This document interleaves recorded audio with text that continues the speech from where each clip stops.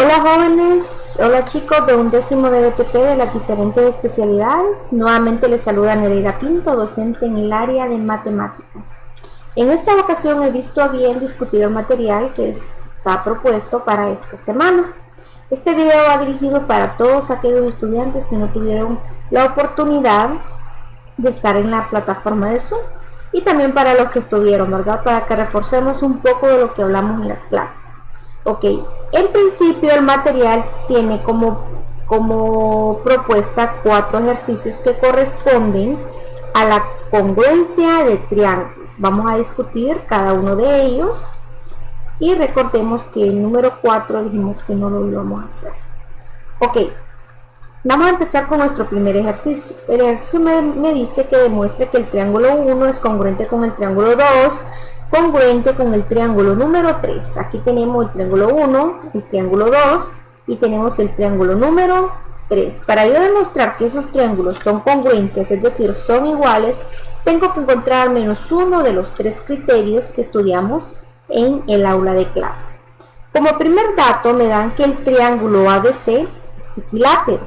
Este es un dato muy importante, porque significa que si este triángulo ABC es equilátero, significa que todos sus lados van a medir lo mismo, es decir, si el lado mide 10, el lado derecho mide 10, el izquierdo va a medir 10 y la base también va a medir 10.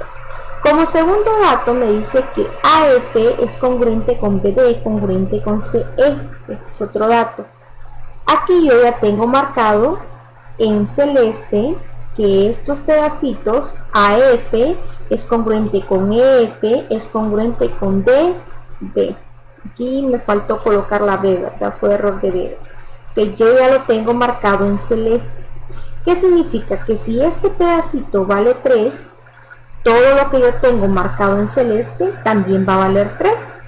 Por lo tanto, si todo el lado del triángulo mide 10, es un ejemplo particular, y este pedacito de aquí, S mide 3, entonces el resto del segmento EB va a medir 7.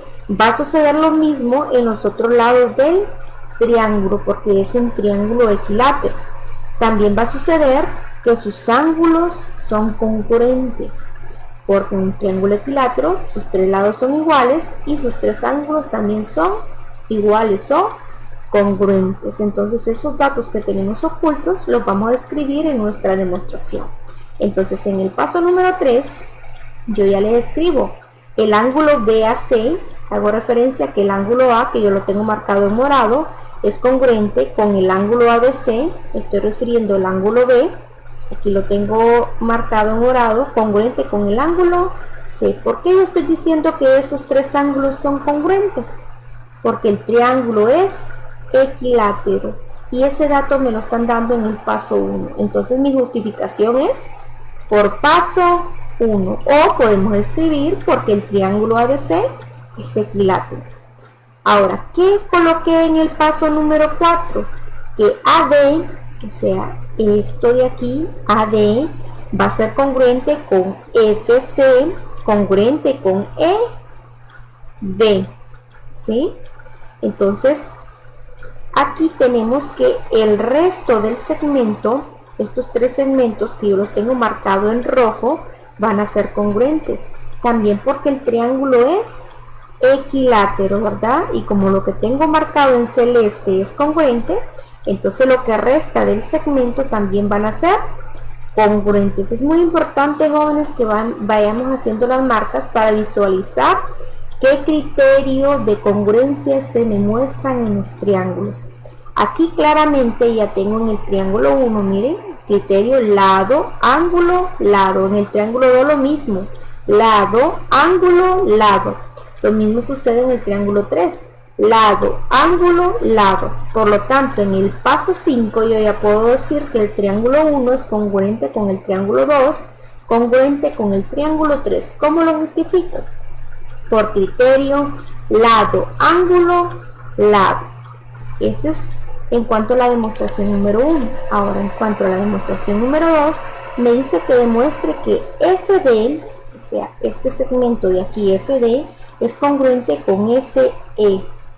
¿A qué triángulos pertenecen estos segmentos? A este triángulo pequeño de la izquierda y al triángulo de la derecha.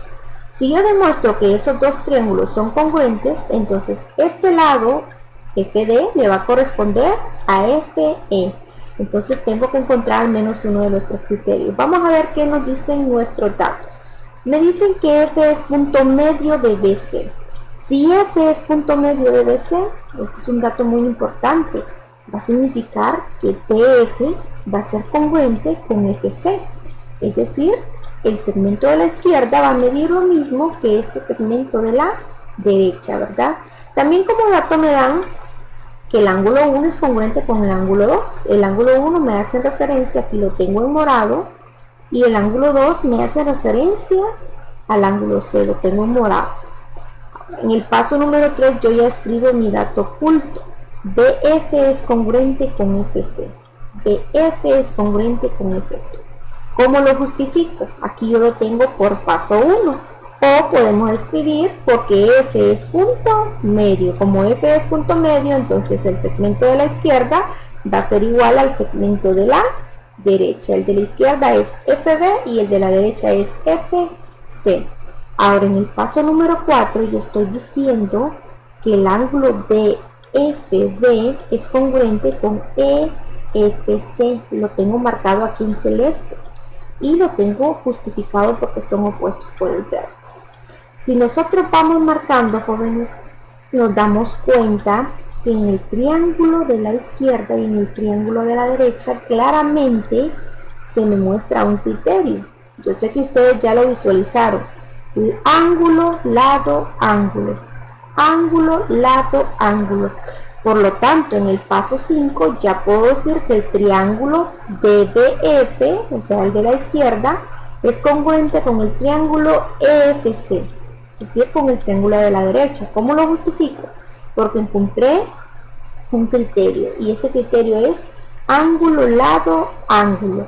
Como esos dos triángulos son congruentes, entonces yo ya puedo decir que DF o FD le corresponde a FE, y es lo que me están pidiendo demostrar, jóvenes. Entonces lo coloco como mi último paso. ¿Cómo lo justifico? Por congruencia de triángulos en paso 5. Espero hayan comprendido, jóvenes, y recuerden, hay que ir haciendo las marcas en nuestra gráfica.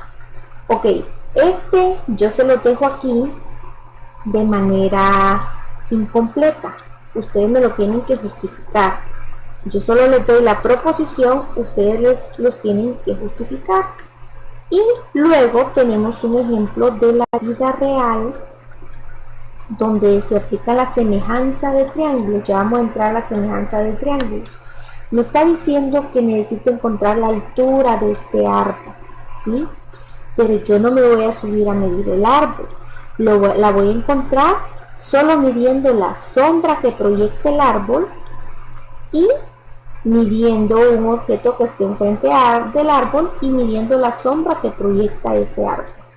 Entonces, si ustedes se fijan, la sombra del árbol me dice que mide 6 metros. Enfrente está un poste que mide 1 metro. Y la sombra que proyecta ese poste es de 2 metros.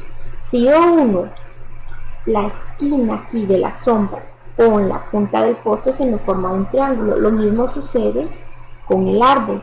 Y estos dos triángulos, jóvenes, son triángulos semejantes. Tienen la misma forma, pero tienen diferentes tamaños. ¿Cómo lo vamos a trabajar? Lo vamos a trabajar con los lados homólogos, así como lo hemos estado haciendo. Entonces vamos a comparar el lado de X. ¿Cuál sería el lado homólogo? Sería 1. Entonces aquí ya tengo colocado X es con 1. Igual 6 es con 2.